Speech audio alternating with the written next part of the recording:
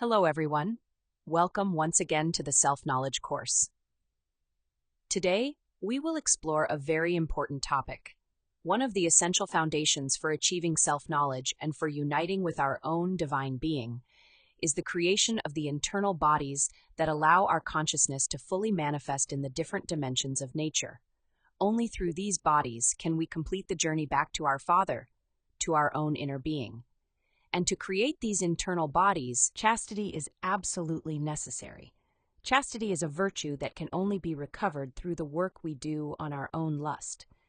For this reason, the objective of today's lecture is to recognize some of the lustful defects that we need to understand and eliminate in order to achieve true chastity. Let's begin by clarifying what chastity really is, since many times we carry misconceptions about it. It is often believed that chastity is the same as celibacy, but this is completely mistaken. In fact, celibacy goes in the opposite direction. Celibacy seeks God by distancing oneself from sex.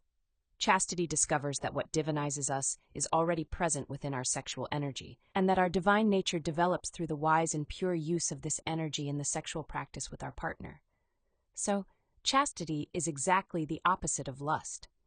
It is the non-loss of sexual energy in every situation and by every means. It is the conscious ability to engage in sexual union with the partner while never reaching orgasm or ejaculation, but instead always making the sexual energy rise along the spine toward the head. The power of chastity is born as we understand the true value of our sexual energy and eliminate the multiple details of lust that inhabit us. These lustful eyes constantly push us to expel this energy, and in some cases even make us lose it involuntarily, as happens during nocturnal emissions. So we must be very clear. If we want to achieve chastity, we must begin a work of observation, comprehension, and elimination of our lustful eyes. Only through this work will we develop both the necessary control over our sexual apparatus and the purity in our energy, so that the sacred fire of Kundalini can be awakened within us and rise through the spine during the practice of suprasex with our partner. When we speak about the sexual fire, it is important to remember that there are two distinct types of fire. The first is the fire of consciousness, the sacred fire of Kundalini, which rises victoriously through the spinal column when chastity is achieved. This ascent becomes possible when we no longer expel our sexual energy because we have eliminated the fornicating eye. The second type of fire is the fire of the ego, the fire produced by fornication. Every time we spill our sexual energy, this inverted fire strengthens. It is the restless, anxious fire that we feel as sexual desire when lust is activated within us. In the internal worlds, this inverted fire appears as a tail, known as the Kundabuffer organ, the same tail depicted in many artistic representations of demons. In reality, all of us have fed and thickened that tail throughout our many existences due to fornication. In the astral world, this tail is visible, and only through chastity and the rising of Kundalini can we bring an end to that satanic tail. In fact, the very word Kundalini means the end of the Kundabuffer. The fire of the Kundabuffer is desperate and agitated. It fills us with anxiety and drives us to seek relief through masturbation or by looking for someone who can excite us to the point of spilling sexual energy. It is a fire saturated with lust. The fire of Kundalini, on the other hand, is a serene and elevated fire. It allows us to raise the sexual energy during the sacred union with our partner. It is the fire that is born from chastity. We also need to remember that our sexual energy is creative by nature. Its function is always to create, because that is the purpose of the sexual center. This means that every time we engage in sexual union, that energy will be carrying out a creative process. For example, when a man and woman unite with the intention of having a child, the union of the sperm and the ovum will result in the creation of a physical baby. Only one sperm is needed for that creation. But all the remaining sperm expelled during ejaculation will also create, and what they create are new psychological aggregates, new details of the ego. And the same principle applies to the woman. She also possesses sexual creative energy, her own feminine semen. When she reaches orgasm and expels that energy, it also creates within her new details of the ego, which become her psychological defects. So every time we reach orgasm or ejaculation, We are multiplying our ego and making our consciousness fall even deeper asleep. Each one of our psychological defects was created through the expulsion of sexual creative energy outside of the temple, that is our physical body. What is known as the fall of man occurred precisely because this energy was cast out of the body. From that moment on, humanity lost everything that had previously divinized it. We were expelled from paradise, that is, from the higher states of consciousness in which we once lived. And the 7 virtues of the soul inverted into the 7 capital sins, the 7 heads of the legion. Through continued fornication and through the impressions we failed to transform, these defects multiplied until forming the legion of eyes that we now carry within us. This is why we must understand that there are 3 types of sexology, or 3 possible ways to use sex. And all 3 will always create something because sexual energy is by nature creative. The first type of sexology, the one we teach and encourage, is suprasex, or sexual magic. This is sex for regeneration. Through this form of sexuality, we recover our lost divine state. Just as humanity left paradise through the door of sex, it is through that very same door that we must return. This is the sex of the gods because through this path we learn to create through the word. And through the practice of suprasex, the children of light are created within us, meaning the existential bodies of the being, which allow us to be born in the spiritual world. The second type is normal sex, sex for generation, whose purpose is to bring a new physical organism into existence so that the species may continue. It is essential to understand that even in normal sex, when the intention is to conceive a child, the expulsion of seminal fluid is not required. Millions of sperm do not need to be lost when only one is needed. Instead, we ask our particular divine mother to select the most suitable sperm during the practice of superior sex and to guide it to the woman's egg so that conception takes place. This is the true meaning of immaculate conception, a process in which pregnancy occurs without fornication. And the third type is infrasex, sex for degeneration. This is the sexuality practiced by the vast majority of humanity. Its only intention is animal pleasure, overstimulation, and the pursuit of intense excitation of the sexual organs to reach orgasm and ejaculation. With this, all the solar atoms contained in the seminal fluid are expelled. And when our creative energy leaves the body, it reproduces the ego. It creates and feeds the children of darkness, each one of our psychological defects. This is why every act of fornication deepens the sleep of our consciousness and increases our perversity. And because degeneration follows a downward current, it becomes very easy to descend. Very quickly, the pleasures we once experienced stop satisfying us. We begin to crave new sensations, heavier, more intense, more degenerate, simply to feel the same coarse pleasure. This is the exact opposite of true sexual enjoyment. The pleasure produced by infrasex has nothing to do with the transcendental ecstasy obtained through the purified practice of suprasex. So, why do we need to study our lustful eyes? Because only by doing so can we turn back from the downward path we have been following until now. And because our sexual energy, which has become dark and heavy through so much lasciviousness and fornication, must begin to be purified so that the Kundalini serpent can awaken within us. When this purification begins, our sexual energy can rise victoriously through the spine, allowing the regeneration of our physical and vital bodies and the creation of the astral, mental, and causal bodies, which currently exist only in an embryonic state. For this creation to take place, we must achieve chastity. This means ensuring that we no longer expel our sexual energy, neither inside nor outside of sexual practice with our partner, and instead begin to accumulate and elevate this powerful force. Through studying and eliminating all of our fornicating eyes, we gradually attain chastity. This makes our sexual energy lighter, more subtle, and more capable of ascending through the spinal column. Another essential point is that working on our lust allows us to recover sexual potency, meaning erection or lubrication in the correct and conscious sense. Many people already suffer from total sexual impotence because of the damage caused to their sexual apparatus through infrasex and masturbation, as well as karmic consequences accumulated over many existences of sexual degeneration. Sexual potency can be completely restored by eliminating the eyes of fornication, which were the very cause of that damage. It is also necessary to make objective negotiations with the divine law, paying that karma by helping humanity receive this knowledge, so that others may also have the opportunity to regenerate themselves. As potency is restored, the sexual organs will be revitalized through the practice of suprasex. But even those who believe they do not suffer from impotence actually do, because their sexual potency is conditioned by the eyes of lust. They can only feel in the mood for sex and only experience erection or lubrication. If there is masturbation, pornography, oral or anal stimulation, certain looks, certain behaviors, and so on. Without these conditions, potency disappears. This means that it is not the person's consciousness that possesses and governs sexual potency. Lust does. Lust dictates when potency appears.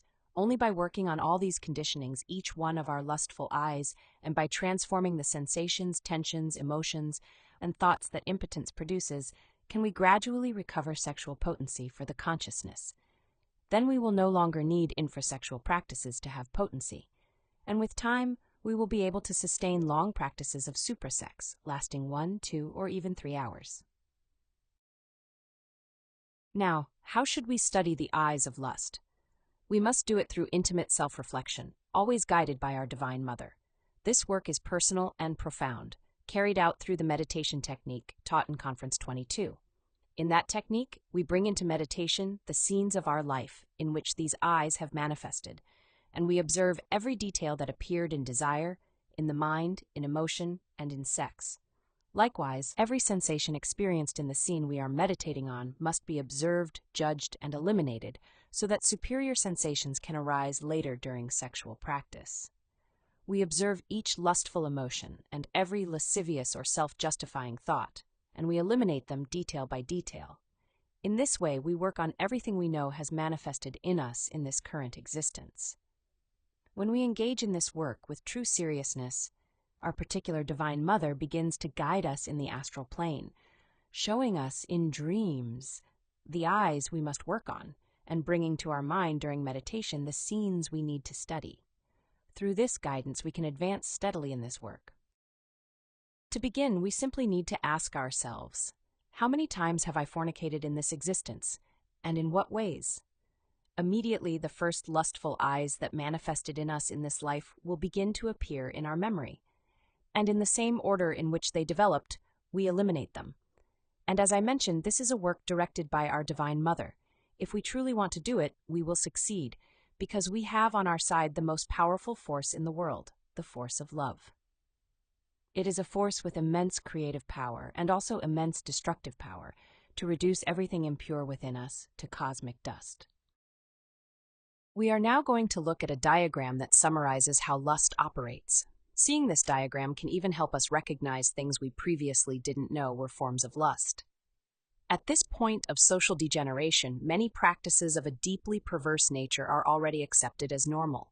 The first thing to understand is that lust, like all eyes, manifests through the 3 traitorous heads, which we will study in detail in the next conference: desire, the mind, and bad will.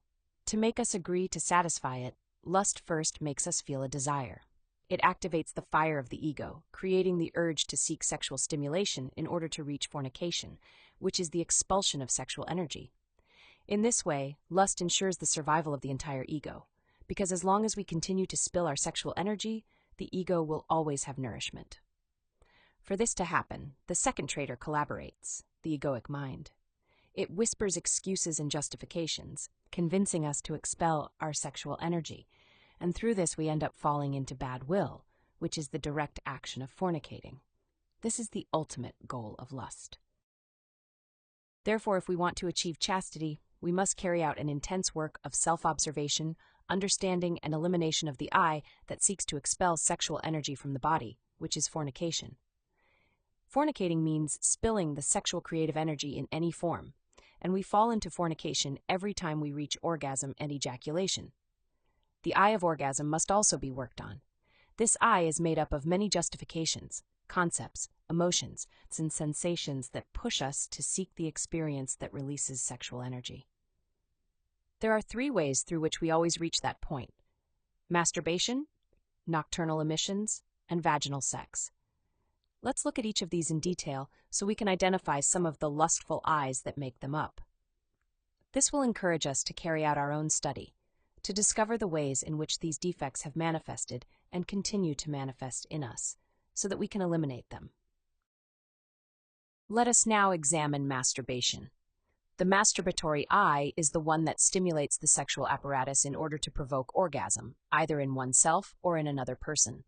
It is a psychological defect that must be eradicated urgently from our psychology if we truly want to begin a process of regeneration. Masturbation is one of the most common ways in which people begin to expel their sexual energy. Mechanical imagination plays a major role in this, because it is very common for people to imagine someone with whom they fantasize they are having sex while they are masturbating. This leads to the development of a very strong psychological entity, which, in the case of women, is known as the incubus, and in the case of men, as the succubus.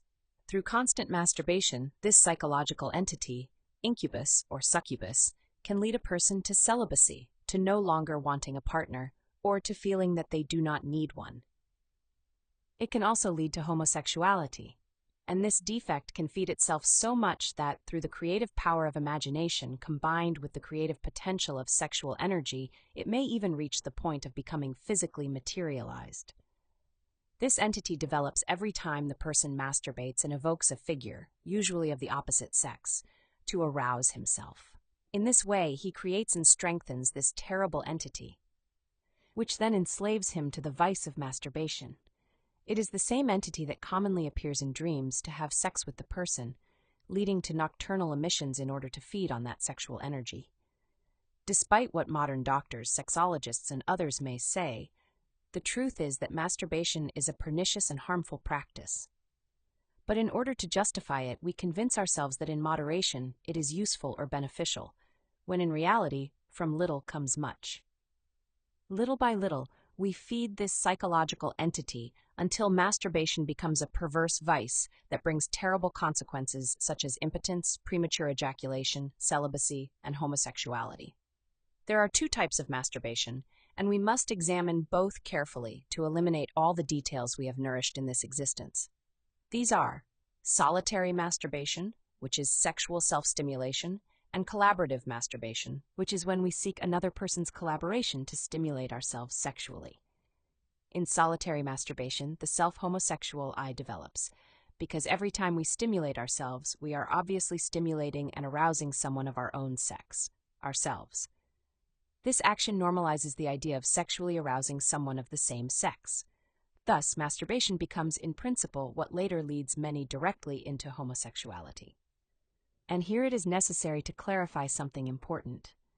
In this teaching, we speak about homosexuality as a defect not from a social or moral perspective, but from an esoteric one. The sacred purpose of sex is twofold: to reproduce the species and to allow the internal creation of the superior bodies of the being. For both purposes, the collaboration of the two opposite polarities, the masculine and the feminine, is absolutely necessary. Without the union of these two complementary forces, neither physical reproduction nor inner spiritual creation is possible. This is why, in this context, when an eye deviates the sexual energy toward its own polarity, it is considered harmful for the work of regeneration. Masturbation usually comes together with another detail of lust, pornography.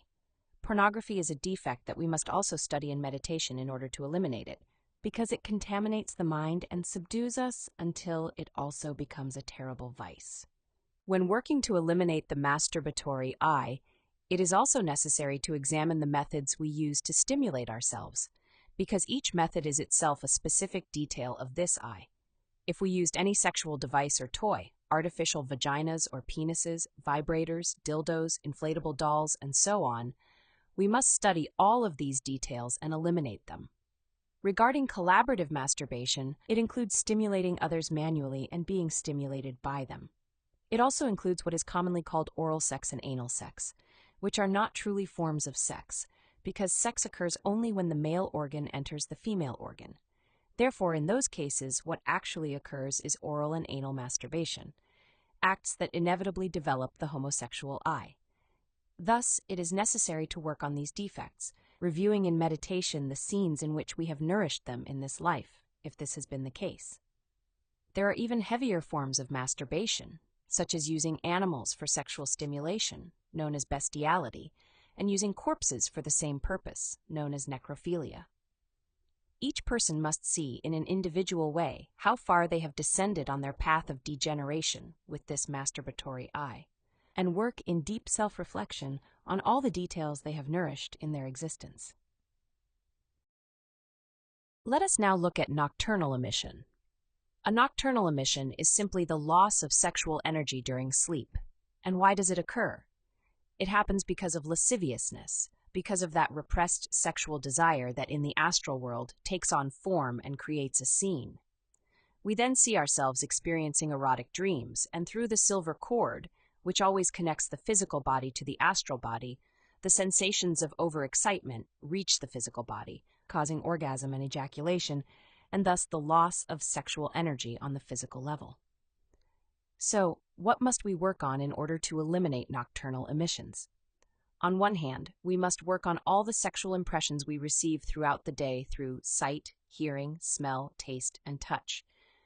Every time we receive a sexual impression, when we see a person we find sexually attractive, when we see an image related to sex, when we hear something with sexual content such as a song, a conversation, or a sound, or when any external impression reaches us through the physical senses, if we do not transform it with psychological death, but instead allow it to activate our sexual energy and remain as a psychological impression, it later becomes an astral scenario that leads us to lose sexual energy during sleep.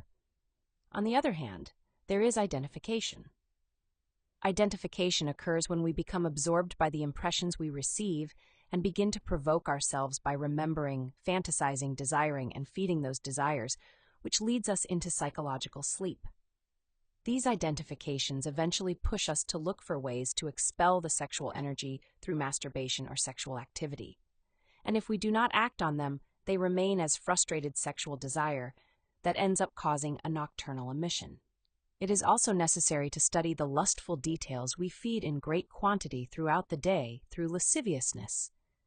Lasciviousness is that frustrated sexual desire that we hold in the mind that keeps us thinking about sexual things all day long. We must observe and eliminate our lust both when we seek something to provoke ourselves sexually and when we seek to provoke others sexually.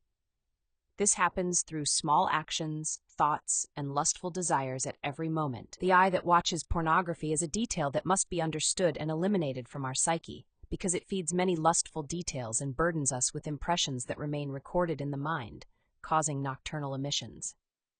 On the astral plane, our lustful eyes create the scenarios needed to recreate those pornographic scenes. Every lustful detail that manifests in us, making us imagine, speak, or do lustful things, or plan, seek sensations, and desire, always leads us toward masturbation or toward looking for someone to have sex with. And if this doesn't happen, it leads us to lose energy through nocturnal emission. Therefore, we can see the importance of working on all these details, both in reflective meditation and through the practice of psychological death from moment to moment, so that we can transform impressions, avoid identification, and prevent ourselves from feeding lust. And regarding vaginal sex, there are many lustful details that manifest in our emotion, mind, and body, and these details, when we unite sexually with our partner, prevent us from successfully transmuting our sexual energy. The work we do in eliminating each of these details becomes the potency and self-control we need during sexual practice. We must work on the concepts we hold, the ones that make us justify going to sexual practice in order to expel our sexual energy. We must also work on the desires and sensations we experience in the body, especially in the erogenous zones.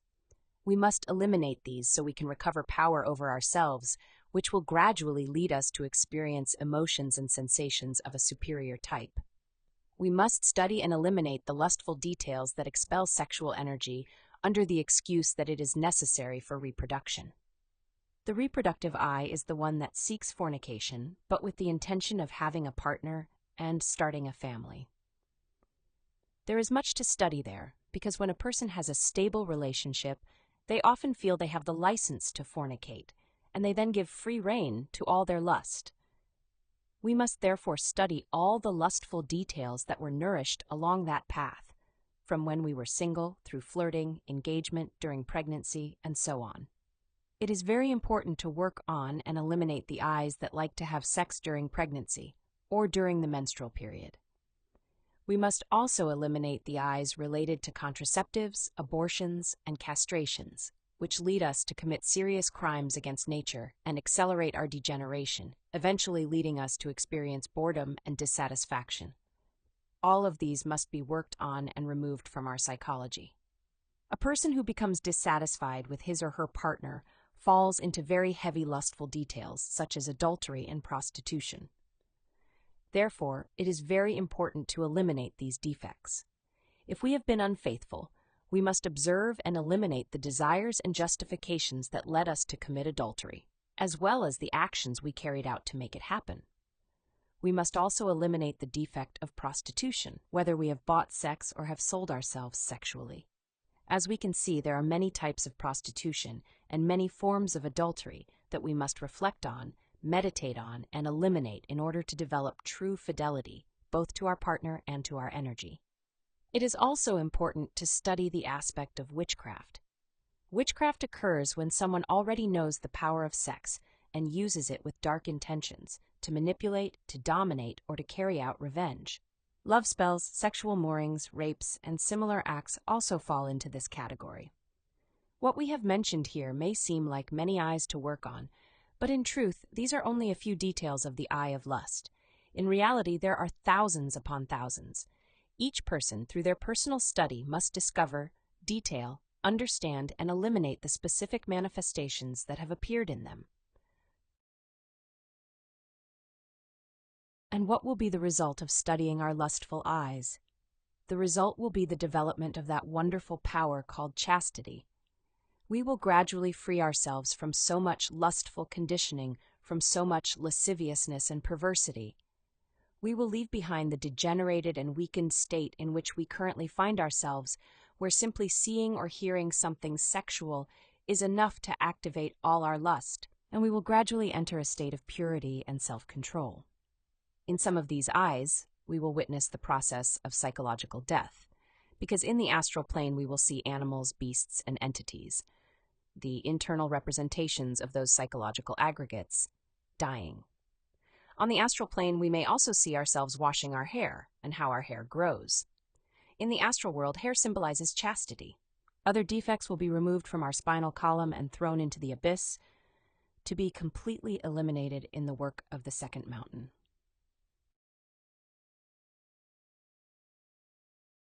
The regeneration process begins with the disintegration of the defects we already know we have.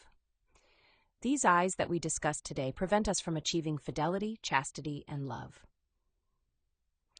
As we study these eyes, we will understand the mistakes we have made, and we will perfect the practices of suprasex.